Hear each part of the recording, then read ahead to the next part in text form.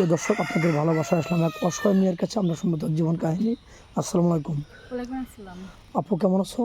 আলহামদুলিল্লাহ ভালো আছি। ও, যাই হোক, তোমার নাম তো তমা না? জি, আমার নাম তামা। তোমার বয়স জানো কত? 24+। 24+। জি। তোমাকে অনেক গর্জিয়াস লাগতেছে, অনেক সুন্দর লাগতেছে। কারণটা কি জানতে পারি?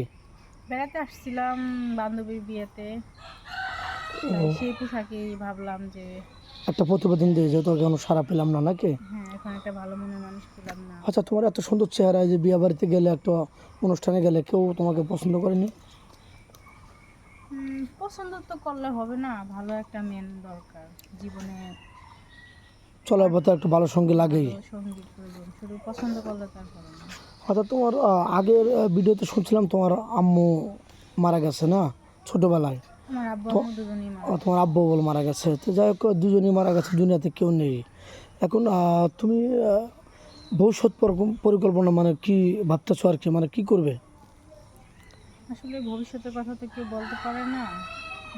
দুঃখের সাথে বলতেছি, আমি একটা ভালো মনের মানুষ চাই। আসলে জীবনে পারফেক্ট মানুষ না হলে চলা যায় না, জীবনটা অনেক কঠিন হয়ে দাঁড়ায়। যদি অবশ্যই। ভালো একটা মনের মানুষ থাকে পাশে, তাহলে জীবনটা অনেক সহজ হতো বা সহজভাবে বাঁচতে পারতাম। এই জন্য আপনাদের ক্যামেরার সামনে বারবার আসি, যেন ভালো একটা মনের মানুষ আমি পাই, তার পাশে আমি সারা জীবন সুখে থেকে থাকবো। আচ্ছা, তুমি তো মুসলমান না, নামাজ কালাম তো পড়ো? হ্যাঁ, আমি মুসলমান। আচ্ছা, কোনো প্রবাসী ভাই তার দাঁড়িয়ে আছে, এরকম ম্যান হলে কি তোমার চলবে? হ্যাঁ, সমস্যা নেই। ও, আচ্ছা। একজন প্রবাসী ভাই সারাদিন পরিশ্রম করে সে রাতে ওয়াইফের দুটো কথা শুনবে, এটাই তার ভালো লাগা। আবার তুমি বিয়ে শাদী করে তার সাথে কথা বলবে না, এরিয়া চলবে, তাকে অবহেলা করবে, ঘৃণা করবে, এরকম কিছু করবে কি না? না, এরকম কেন করবো? স্বামীর পায়ের নিচে স্ত্রী বেহেশত। যে যে নারী বুঝে স্বামী ছাড়া কোনো মেয়ের কোনো দাম নেই, মূল্য নেই, সে কখনো স্বামীর সাথে সাথে খারাপ আচরণ করবে না, ভালো আচরণই করবে স্বামীর সাথে। সত্য বলছো তো? জি। পরে আবার প্রতারণা, ছলচাতুর, 2 নম্বরে কোনো বেইমানি করবে না?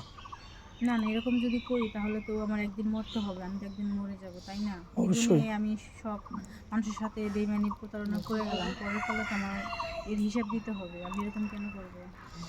আচ্ছা, যাই হোক, তোমার যেহেতু বাবা মা নেই, তুমি শ্বশুর শাশুড়িকে তো নিজের বাবা মার মতো তো ভালোবাসতে পারবে বা বুকে আগলে রাখতে পারবে। আমার বাবা মা নেই, আমি শ্বশুর শাশুড়িকে আমার নিজের বাবা মার মতো ভালোবাসি।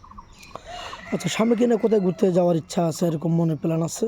আমার কোনো ঘুরতে যাওয়ার ইচ্ছা নেই, আছে আমার স্বামীকে নিয়ে। যদি আমার স্বামী সামর্থ্য থাকে, আমি তাহলে আমার স্বামীকে নিয়ে আমি উমরা হজ করতে যাবো। অনেক সুন্দর কথা, সচরাচর এই ধরনের কথা কেউ বলে না, খুবই ভালো লাগলো। যাই হোক, তুমি কি ফোন কিনেছো আদৌ? না। এখনও ফোন কিনুনি? মেয়েটার কোনো ফোন নেই, 2-4-5 মিনিট মতো জীবন গল্প শেষ করা যায় না। ভিডিও আগেও করেছি, মেয়েটা কোনো সাড়া পায়নি, মেয়েটা একদম অসহায় ইতিম।